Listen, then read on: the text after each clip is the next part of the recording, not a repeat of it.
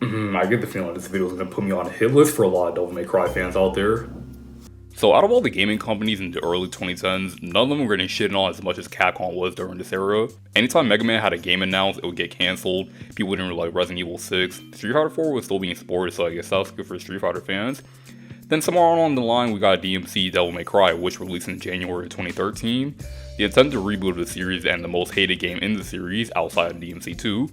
This game was announced at the Tokyo Game Show 2010, where there were rumors about a fifth Devil May Cry game being developed, but what fans saw completely shocked them. Dante looked completely different than before. Like, he still had the red jacket, but now he's rocking this punk rock emo haircut. He had no dialogue at all, and had a smoking habit, which is kind of funny to me since I remember one of the producers saying that Dante would be too cool for smoking.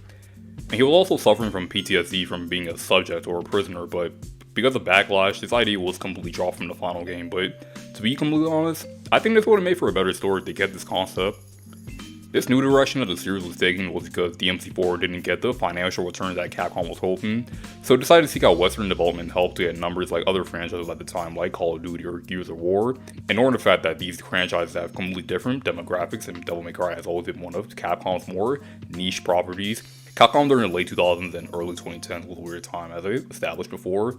Capcom were hired Ninja Theory since they were impressed with their games Heavenly Sword and Enslaved Journey to the West, since their combat system was very close to Devil May Cry, and they like how they integrated more involved stories in their games. Now, I just want to clarify that even though Ninja Theory was the ones who made the game, it was Capcom kept on pushing them to make the game more drastically different than the original series, while Ninja Theory wanted to be more faithful to the source material. So yeah, it just really goes to show that usually when a game goes wrong, 9 times out of 10 is usually the publisher's fault and not the developers themselves. It also didn't really help matters that the guy who was leading the whole thing, Tamim Antionadis, was just kind of rage-baiting fans the whole time. The only people who were most likely to buy the game in the first place. Ninja Theory wasn't really a huge developer at the time, and I can see general audiences overlooking this game. Since Capcom wanted to appeal to a younger American audience, he didn't think that the original Dante was cool if this game were to sell in the West. At a panel on GDC 2013, he made a slideshow of what Dante is and is not. He was doing shit like openly disrespecting the older games, calling Dante a gay cowboy along with some other tasteful comments. He also used Batman and Robin as an example of what Dante is not. That movie was directed by Joel Schumacher, someone who actually was gay. Just a cornucopia of green flags, right? Capcom, along with some other previous DMC developers, did a little bit of sightseeing just to make sure that everything came out as good as it was the last 4 games. And then they came out with a new trailer in TGS 2011. We got something that looked closer to the final game, but at this point, the game was already done. Fans already wrote this game off way before it even released. Fans hated this version of Dante so much they just started calling him Dante in this version of Virgil version.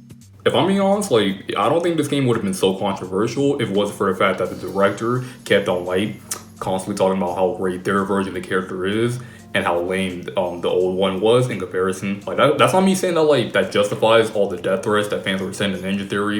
It doesn't. I'm saying that Anthony Oz kind of asked for it since he was just mocking things that fans love in the first place.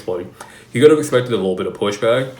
Basically, what I'm saying is just that don't poke the bear and be all surprised when they start mauling you to death. So DMC Devil May Cry was released on January 15, 2013. Critics enjoyed it, and unsurprisingly, fans absolutely hated it, and for the next 12 years, there would be a stigma around this game being the worst game in the series, even worse than DMC 2. It still did well financially, but sold less than DMC 3, which is the main reason why Capcom even decided about doing this reboot in the first place, meaning that they did all of this and alienated the entire audience for nothing. I guess it hasn't been too bad for fans since then the series will go back to its original continuity with Devil May Cry 5. My personal opinions on this game, I played it in December 2023, over 10 years after the game came out, and I didn't finish it until March of last year. I thought it was pretty good. I enjoyed it more than longtime fans did, and I thought that the game played well. So I only ever finished Devil May Cry 1 and Devil May Cry 2, and only got halfway through 3 and 4. So I wasn't really going to this game with all the strong bias that a lot of diehards did back in 2013. But all out the way, let's dive into DMC Devil May Cry, and yeah, I'm playing the definitive version for this video. Along with DMC 4's Special Edition, DMC will be released as DMC's Definitive Edition, which comes with a lot of bells and whistles, like tweaking the gameplay to be more faster and kinetic, different skins for Dante. So if you really want Dante in this game to look like his old self, you have the choice, but that bright right hair and red jacket just clashes with this game's darker visuals. It also bumps up the game's visuals from 720p 30 frames per second to 1080p 60, which is a little bit weird to me how the original game was blocked at 30 when DmC 4 could handle 60 5 years before, but whatever.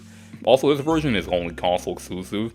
The Steam version is based off the original version of the game, so that's something to consider if you're thinking about picking up this game on PC. Have fun looking at Virgil with the fedora. So this new world is set in Limbo City, which is being ruled by Mundus. Yeah, so I've been calling him Mundus in a DmC1 video, but he's really only called Mundus in this continuity. In the original, it was pronounced Mundus, so my bad on that. Anyway, Mundus rules Limbo City with an iron fist by using propaganda, consumerism, and all that other shit. As long as humanity doesn't know the truth, he can rule for as long as he wants, but he senses that there's a loose end, and that loose end is Dante. And his version of Dante is just chill and do what he likes to do on a Saturday. Drinking, going to strip clubs, and having, I'm hoping, protected sex with random strippers. But for as long as Dante can remember, he's been hunted by demons sent by Mundus, which also puts Dante in this limbo dimension. One day, Dante meets a woman named Kat, who warns Dante that Mundus is after him. After returning to the human dimension, Kat wants Dante to meet her boss, and he reluctantly agrees because she did help him out. She takes Dante to an underground association that's trying to expose the world of Limbo, called the Order, and is being run by Virgil. He wants Dante to join him, but at first, he doesn't really give a shit about any of this since he doesn't remember anything about his parents or his past. Virgil then takes Dante to her childhood home and he learns everything. Not only is Dante and Virgil the son of the legendary Dark Knight Sparta, but their mother Ava is an angel, which means that Dante and Virgil are Nephilim, meaning half angel and half devil. Nephilim are able to overthrow Mundus, and because he doesn't want that happening, he sends all types of demons, monsters, the host of Fox News, even the entire environment around Dante shapeshifts itself and starts saying stuff like kill Dante or hunt him down or sometimes just fuck you Dante. After doing things to get the attention of Mundus and his minions, the SWAT team sets out to take out the Order, and while Virgil and Dante were able to escape, Kat unfortunately was taken in for torture. We found out that Mundus is actually unaware that Sparta had two sons, meaning that Dante and Virgil had the element of surprise. So they come up with the idea of threatening Lilith, who's one of Mundus' whores and carries his child. They make a negotiation to let Kat go so they won't kill Mundus' unborn child. Except that's exactly what they do. Mundus isn't really too happy about that, so he draws powers from the Hellgates, but Dante and Virgil come up with plans to draw Mundus away from the Hellgates, so Dante can land the final blow on him. With Mundus defeated and the Hellgates closed, the world is able to see everything that was hidden in Limbo. Dante, Kat, and Virgil are able to reflect that humanity is able to be free, and then Virgil reveals that he wants to rule over Limbo City, but not like Mundus, because he'll actually respect his subjects. Yeah, total green flag there. Dante and Kat try to toss some sense to him, but Virgil's too invested in his own plans, and he and Dante battle out with Dante coming out as the winner. Virgil opens up a dimensional rift, leaving in shame, while Dante and Kat live out their lives in Limbo City. About a week after this game came out, a DLC called Virgil's Downfall was released, and it's about Virgil losing his sanity, and convincing himself that he needs more power and that Dante and Kat betrayed him. He then fights his hollow side and then joins with them to gain more power. He even gets his old outfit back from the original continuity, but I don't know, it just kind of looks like someone's cosplaying as Virgil. He looks like the Joker if you went to the Avatar state.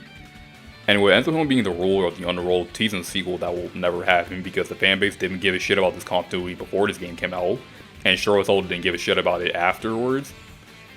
So that's pretty much it for the story. I'm always hearing how people saying that, like, you know, the story is the worst part of the game, and how the characters and you just suck and the story just goes nowhere and the plot beats just kind of suck, and like, if I'm being like completely honest, and I know it's gonna give me a little bit of pushback from like diehard DmC fans, but I actually kind of like the story in this game. Playing the game for the first time, I kind of thought that this game would be like Sly 4 for me. Like, the story and characters suck, but I can enjoy how the game plays. But no, when you look at the game as its own thing and separate from the original continuity, it's actually pretty decent. And I can understand why some people think the story sucks. Like, to start with the negative, the social commentary is not subtle at all. Like, it's so in your face about the themes of consumerism, propaganda through media, and information consumptions, and I just ended up tuning it out. Like, the scene where Dante asks Virgil what the Order does, and he's all like, oh, we use intelligence, politics, propaganda to fight back, and I'm just thinking like, yeah, you cannot get more on the nose than that. Like, to bring up an example, when the boys do stuff like this, they're pretty much saying like, you know, if most people had superpowers in real life, they would be doing the most abhorrent shit possible, while making fun of consumerism and media control at the same time. In this game, I feel like they're trying to be symbolic with this motif, but they don't really do a lot with it, so it ends up feeling shallow. It's just there to show how evil Mundus can be, but I don't really think the story needed that.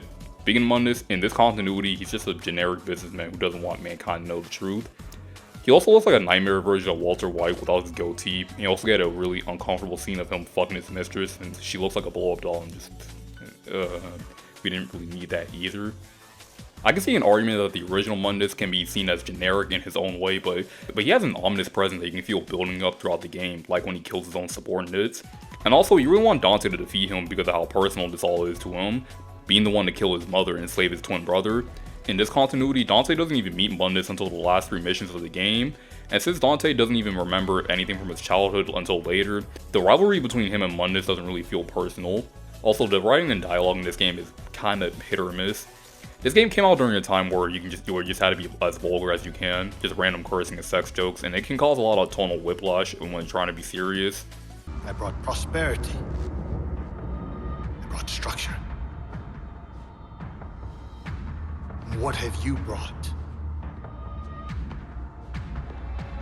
Besides violence, war, death. You know, Mundus, you're right. It wasn't for mankind, it was for revenge. I gotta tell you, killing your child like that, watching it explode into little wet chunks, hearing you scream like one of you little demon bitches, priceless. But at the same time, I don't know if it's just how my brain works, but I just kind of thought some of these jokes were kind of funny. Like, maybe it's the way that the voice actors deliver these lines, or I'm just really immature, but some of these lines just had me bursting out laughing. Whoa, she'll be there tonight. You're not coming in. You're not on the list.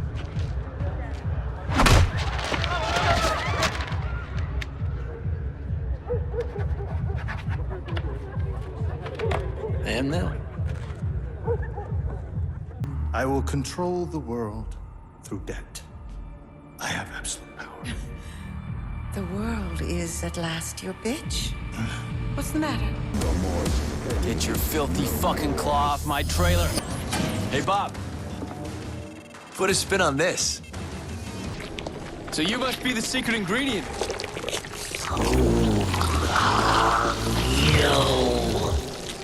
I'm your prom date, you ugly sack of shit. Who the fuck are you? I'm taking you off the air. You think so? I wouldn't bet on it, you little shit. You made it. You make quite the team. I'm stronger. I'm smarter. I'm better looking. And I got a bigger dick. You want to kill me? You can't kill me. I'm 1,200 years old. You don't look a day over 12,000. Fuck you. Fuck you. Fuck you. Who invited you, fat ass? Like, I don't know why, but the way he said it just made me laugh so hard. Like, the news anchor Bob Barbas, he's always doing things to make sure that Dante's public enemy #1. He goes by the name of Dante. Remember his face, people. If you see him, inform the police immediately, but do not approach him. He has a history of physical violence and is a known sexual deviant. I'm pretty sure he even said he had PDF file eyes in his boss fight, and I was legit laughing. All the over-the-top action is gone, like at least in the cutscenes, because they save most of the action in the cinematic gameplay. The craziest to guess is when Dante gets the last hit on Mundus, or at the beginning when he's flying through his trailer, and you know, that's pretty cool. But at the same time, you gotta ignore the fact that he's butt-ass naked and the camera's doing all types of Olympic level of gymnastics, trying not to show his dick and balls. Like, I'm trying to explain why I think this is a good game, and this type of shit doesn't really help my case. But I actually kinda like the characters in this game. Like, besides Mundus, I like the villains like Bob Barbas and Lilith. And I really enjoy the relationship between Kat and Dante. And this might get me a little bit of hate here, but I actually kinda like this version of Dante. I mean, sure, he kinda looks like one of those 13-year-old kids that would just be spamming slurs on Xbox Live, but I actually think that he was a good character. Like, to be fair, his arc is kinda copy and pasted from DmC 3. Him not really caring about his demon heritage and eventually accepting the title as humanity's protector. But like I said for Dante in that game, I also think that it works for this Dante too. Like, I thought his journey of caring for humanity was well done. I really like his relationship with Kat and how it develops. Like, he does come off as a tryhard sometimes, and the voice acting for him is hit or miss too. Like, sometimes it doesn't sound like he's confident in what he's saying.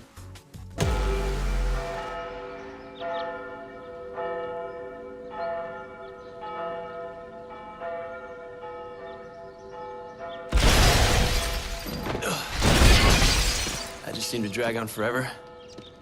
Church. But he's not really the unlikable asshole that a lot of people portray him to be. Also, even like his dynamic with Virgil, in the original continuity, all you really see is Dante and Virgil just constantly at odds. Like, it made for an iconic rivalry, but I kind of like how their brothers bond and mutual respect for each other is emphasized here. Like, they still tease each other, but you can tell that they genuinely love each other. The only thing I don't like about Virgil in this game is that he just randomly wanted to rule over Limbo City, and Dante and Cat are just like, bro, what?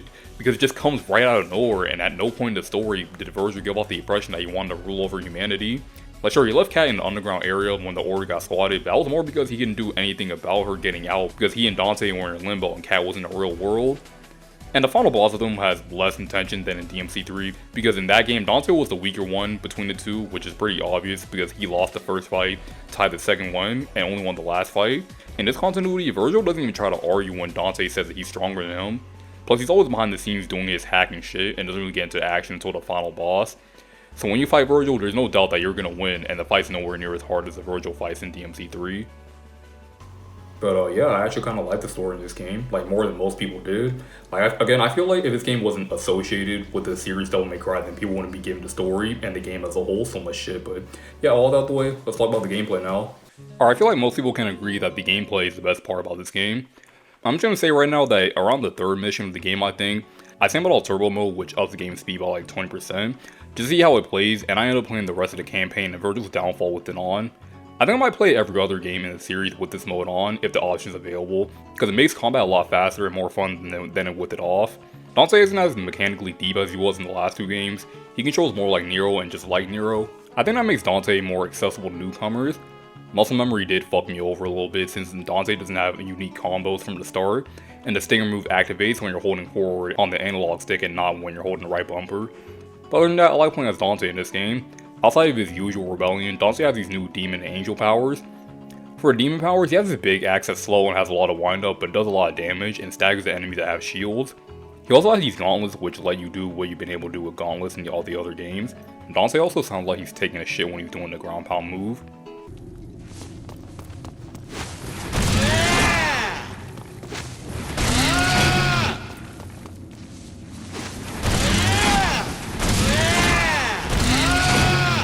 He also gets a whip that brings demons towards him and also brings platforms back into place. His angel side gives him the scythe which covers a lot of ground, and these ninja stars that have a lot of range. He also has like angel whip which instead of pulling things towards him, it flings himself towards it. This is one of the most polarizing parts about the gameplay, because you have to press L2 to activate your angel powers and R2 to activate your devil powers, but personally, I actually kinda like that idea.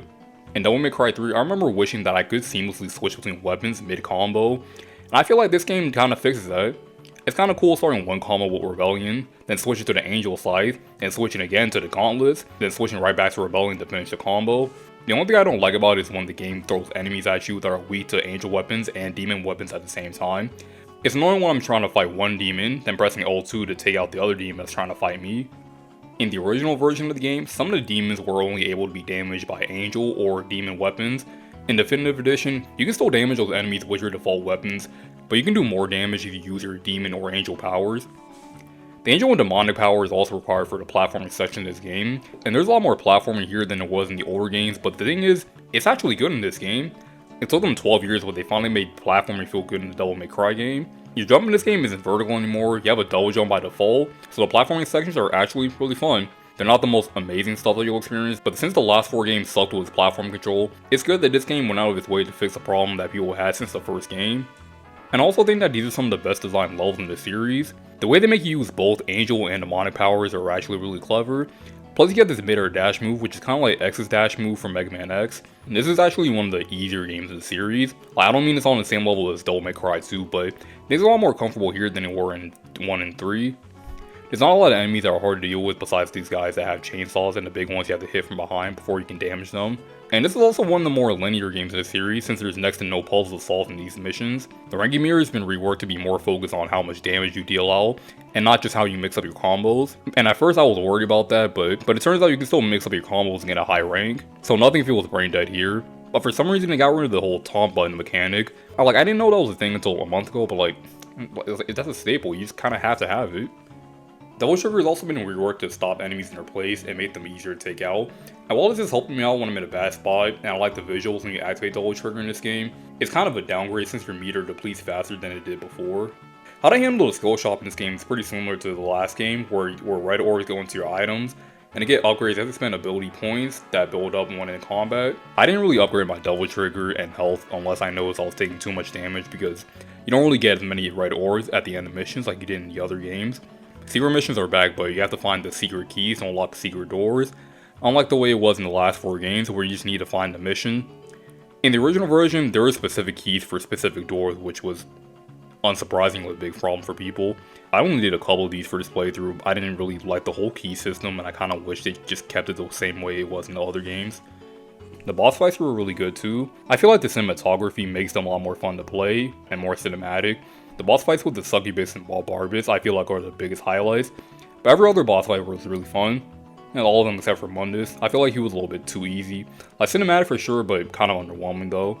Because of how this game is more story driven than all the ones before it, it does kind of seep into the campaign because there's either a lot of cutscenes within missions, or there's segments where you have a lot of dialogue and you just walk slowly. Now in a game like Uncharted where it's more story based than gameplay, this is fine, but since Devil May Cry is a series that's all about action, I don't really like it all that much. It can make the game feel like it's dragging, but not as bad as DmC 4 because I was able to finish this game in the same day. This game also just looks really good. This game was powered up by the Unreal Engine 3, and it's pretty good looking for a game that came out late into the 7th generation. Limbo has brighter colors and more vibrant, while the real world is more darker and grittier. The character models are also well made too. The texture work looks good, and it's really detailed too.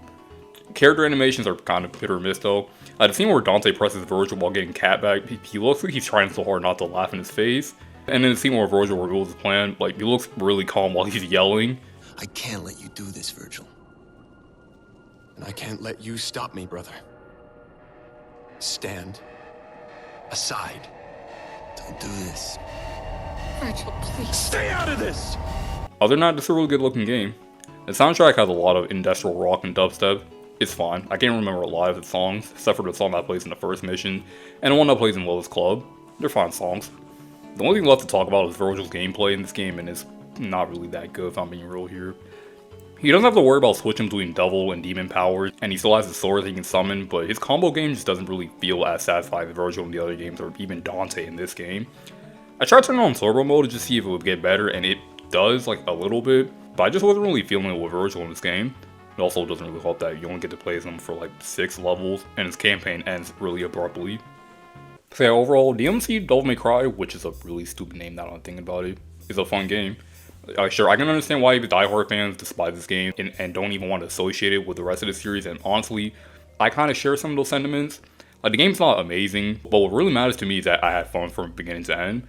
I feel it's fair to understand both sides of the argument, because when you look at this game from the perspective of a long-time DmC fan, who felt like this game was just doing irreversible damage to the series, was being insulted by the directors of the game, and changing up something that they've known and loved for a long time, it's not completely unreasonable for them to feel like they've been done dirty. Even though Capcom was helping out Ninja Theory to make sure that the game played really well, and even Hideaki Asino saying that the game was just as important as every other game, the damage was already done. But at the same time, when you look at this game as its own thing, separate from the rest of the series, it's actually really good. I might not like how some things are handled, but I want to take the good with the bad and enjoy the game as it is. If you're a fan of the hack and slash genre, then pick up the definitive version of this game on PS4 and Xbox One. I'm pretty sure you'll enjoy it. And even if you only play the original version of this game, I recommend you try out the definitive edition because it fixes a lot of the problems that was in the original game. But I guess not everyone completely hates this game, at least not anymore, because, with the original continuity back and all the damage that people thought this game would do not happening anyway, people are kind of looking back at this game with a more positive mindset, that's always a good thing. And I want to know if you're a DmC fan who likes this game and kind of felt like the odd one out over the years against what other fans in the series. Let me know in the comments what you like about it and what you hate about it, because I want to know. I really want to know what you guys think.